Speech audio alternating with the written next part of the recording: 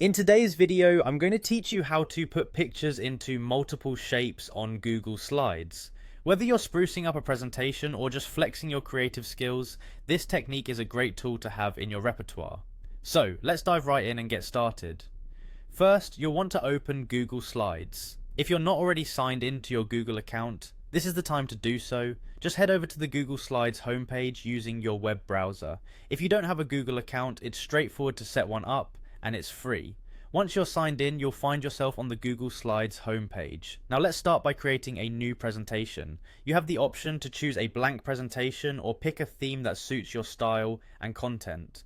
For this demonstration, picking a blank presentation will give us a clean slate to work with, but feel free to choose a theme if that aligns better with your project. With the presentation open, it's time to select an image to work with. Click on the Insert tab on the top menu, then choose Image. You can upload an image from your computer, or choose one from Google Drive, Photos, or even search the web.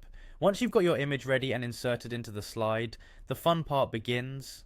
Next, make sure your image is selected. This will activate image editing options. Now, look for the cropping tool symbol, a kind of elongated V. Click on the small arrow next to it, which reveals several options, including Mask Image. Clicking on this will provide you with different shapes you can use to mask your image. Here you'll find basic shapes, arrows, callouts, and even equation symbols, but for today we'll focus on something simple. Let's say the circle, which is a popular choice for creating focus and symmetry.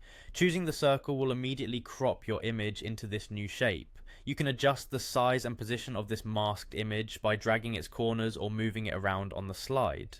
Don't worry about being perfect on the first trial.